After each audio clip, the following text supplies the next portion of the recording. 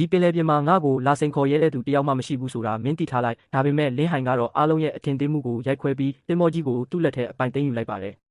ရွာရဲ့လူမိုက်ဝန်တာကျင်ကတော့ဒေါသတကြီးနဲ့ကျိမ်းမောင်းနေပေမဲ့လင်းဟိုင်ကတော့နည်းနည်းမှမမှုပဲတင်မောကိုမောင်းထွက်သွားခဲ့ပါတယ်လင်းဟိုင်နဲ့တငယ်ချင်းတာကျူးတို့ဟာမော်တော်ဆက်ကိုနှိုးပြီးသူတို့ရဲ့ပထမဆုံးတင်မောကြီးနဲ့အတူဘိုင်ရွာကိုဦးတီမောင်းနေခဲ့ပါတယ်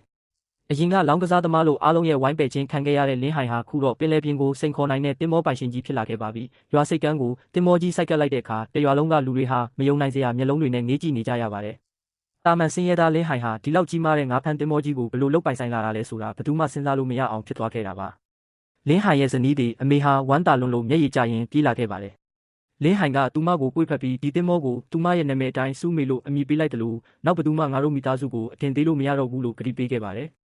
ဒီစွမ်းအားတွေရဲ့နောက်ွယ်မှာတော့ကြီးမားတဲ့လျှို့ဝှက်ချက်တစ်ခုရှိနေပါတယ်။အဲ့ဒါကတော့ညဘက်အိမ်မှာအားလုံးအိပ်ပျော်နေချိန်မှာလင်းဟိုင်စိတ်နဲ့ခေါ်ယူလိုက်တဲ့ပင်လယ်နက်ဖျားလျှို့ဝှက်ပြက်ခတိန်ဖြစ်ပါတယ်။ရွှေရောင်တောက်ပနေတဲ့ပြက်ခတိန်က1909ပြည့်နှစ်ဧပြီလ14ရက်နေ့မှာအရှိတ်ဘက်9မိုင်အကွာအမွှာကြောက်ဆောင်စီသွားရင်တန်ဖိုးဖြတ်လို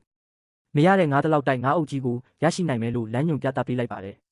ဒါတွေမကသေးပဲစနစ်ကနေလင်းဟိုင်ရဲ့ခန္ဓာကိုယ်ထဲကိုရင်းနှက်ပိုင်းငါးဖမ်းတဲ့ပညာရက်တွေကိုတိုက်ရိုက်ထည့်သွင်းပေးလိုက်တာကြောင့်သူ့ရဲ့ကြွသားတွေကအစကျွမ်းကျင်တဲ့ငါးဖမ်းသမားတစ်ယောက်လိုအလိုလျောက်မှတ်မိသွားခဲ့ပါတယ်။ဒီလိုထူးခြားတဲ့စွမ်းအားတွေရရှိပြီးတဲ့နောက်လင်းဟိုင်ဟာမိသားစုဘဝကိုမြင့်တင်ဖို့နဲ့သူ့ကိုအပုတ်ချခဲ့တဲ့ဝန်နာချင်းကိုပညာပြဖို့အတွက်နောက်တစ်ကြိမ်ပင်လယ်ပြင်ထွက်ဖို့ပြင်ဆင်มาတော့တယ်။မနက်မိုးမလင်းခင်စိတ်ကမ်းမှာပြင်ဆင်နေတုန်းဇနီးဖြစ်သူအမေကပူပူနွေးနွေးပြောင်းပူးမှုတ်တွေနဲ့ဂျင်းပူပူဟင်းရည်တွေကိုယူဆောင်လာပေးပြီးဘေးကင်းကင်းပြန်လာဖို့စိုးရိမ်ကြီးမှကြားခဲ့ပါတယ်။လင်းဟိုင်ကတော့ဒီညအပြန်မှာအိမ်အတွက်လျှက်စစ်ပစ္စည်းကြီးတွေဝယ်ပေးမယ်လို့ပြုံးပြီးကတိပေးခဲ့ပါတယ်။တာကျူးကလည်းပင်လယ်နက်ဖျားရဲ့စောင့်ရှောက်မှုခံထားရတဲ့သူတို့နှစ်ယောက်ကိုပင်လယ်နဂါးမင်းတောင်ဖယ်ပေးရမယ်လို့ကြွေးကြော်ရင်းတင်မောကိုဆက်နိုးကမှောင်မိုက်နေတဲ့ပင်လယ်ပြင်စီဦးတီထွက်ခွာသွားခဲ့ပါတယ်။ဒါပေမဲ့သူတို့မသိတာကတော့ရွာရဲ့လူမိုက်ဝန်တာချင်းနဲ့သူရှူဟာအမှောင်ထဲကနေစောင့်ကြည့်နေတာပဲဖြစ်ပါတယ်။သူတို့သွားမဲ့အမွှာကြောက်ဆောင်ဟာရေဝဲတွေနဲ့တင်မောမှန်သမျှမြုပ်စေတဲ့ငရဲတကားဖြစ်တာကြောင့်ဝန်တာချင်းကတော့လင်းဟိုင်တို့တတိုက်သေးတွင်နဲ့သွားနေတာလို့ထင်ပြီးအေးဆက်ဆက်လှောင်ပြုံးနေခဲ့ပါတယ်။ဘယ်သူမှမထင်ထားတဲ့လိုက်ထန်တဲ့မုန်တိုင်းပင်လယ်ထဲမှာကြီးမားပြင်းထန်လာတဲ့တရေရှင်ရေးတိုက်ပွဲတစ်ခုစတင်နေပါပြီ။ပင်လယ်ပြင်ရဲ့အနေအရှိဆုံးတန်တာကြောက်တန်းကြားထဲမှာတစ်သားလေအိုလေးတစ်စီးဟာလိုင်းတန်ကြောက်အပြင်းထန်ရိုင်ထိုးနေပါတယ်။လေပေါ်ကဓာကျူးဆိုတဲ့ကောင်လေးကလေအောက်ကနေလက်အမြောက်များကဆွဲချနေတယ်လို့ပဲအကိုဟိုင်းရေစီးကြောင်းကအရန်ဆန်းကျယ်လွန်းနဲ့လေလဲရမ်းနေပြီလို့လှန့်ဖြတ်ပြီးအော်ဟစ်လိုက်ပါတယ်။ဒါပေမဲ့ခေါင်းဆောင်ဖြစ်သူလင်းဟိုင်ကတော့စကီယာရင်ဘီကိုငြိမ်ငြိမ်မက်မက်ကင်ထားပြီးစွန်စားမှစီးပွားဖြစ်တာလို့အေးဆေးစွာပြန်ပြောလိုက်ပါတယ်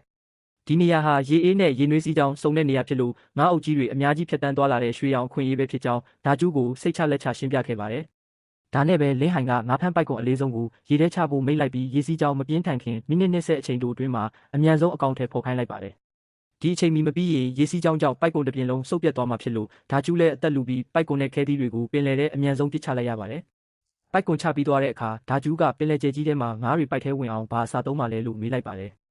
ဒီမှာတင်လင်းဟိုင်ကသူ့အထူးဖော်ဆက်ထားတဲ့နဂါးမင်းဆွဲဆောင်စာဆိုတဲ့အထူးငါးစာပုံကိုဖွင့်ပြလိုက်ပြီးပိုက်ကွန်ရဲ့ဘော်ဒီတွေမှာအစာလုံးတွေလိုက်ချိတ်ဖို့ခိုင်းလိုက်ပါတယ်။ခဏအကြာမှာတော့ရေအောက်ထဲမှာအုပ်စုလိုက်သွားလာတတ်တဲ့မကရင်ငါးအုပ်ကြီးဟာ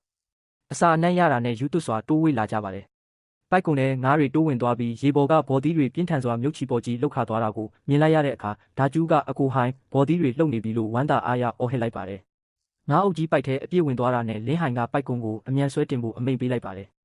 ဒါပေမဲ့ပိုက်ကွန်ကရွှေထုတ်ကြီးလိုအင်မတန်လေးလံလွန်းတာကြောင့်ဒလိမ့်တုံးတောင်ချမ်းဖြစ်ပြီးအသေးအတန်လှည့်ရခတ်နေပါတယ်။လင်းဟိုင်ကလက်ကျိုးရင်ကျိုးပါစေဒီနေ့တော့ဒီရွှေပိုက်ကွန်ကိုပါအောင်ဆွဲတင်ရမယ်လို့ကျင်းဝါရင်နှစ်ယောက်သားတစ်နှစ်သုံးဆိုပြီးရေကုန်ရေခမ်းအားကုန်သုံးကဆွဲတင်ခဲ့ကြပါတယ်။ပိုက်ကွန်ရေပေါ်လာတဲ့အခါမှာတော့တပင်လေလုံးငွေရောင်လင်းလက်သွားပြီးတောင်းနဲ့ချီတဲ့ငါးအုပ်ကြီးပိုက်ထဲပါလာတာကိုမြင်လိုက်ရပါတယ်။ဒါကျူးကဝမ်းတာလွန်းလို့မျက်ရည်ကျရင်ငါတို့တထေးဖြစ်ပြီလို့ကြွေးကြော်လိုက်ပါတယ်။ဒါပေမဲ့လင်းဟိုင်ကတော့ဒီရေမပြောင်းခင်ငါးတွေကိုလှေဝမ်းနဲ့အမြန်ထက်ပိုက်ကျိုးကိုဖြတ်ပြီးအိမ်ပြန်ဖို့ပြင်ဆင်လိုက်ပါတယ်။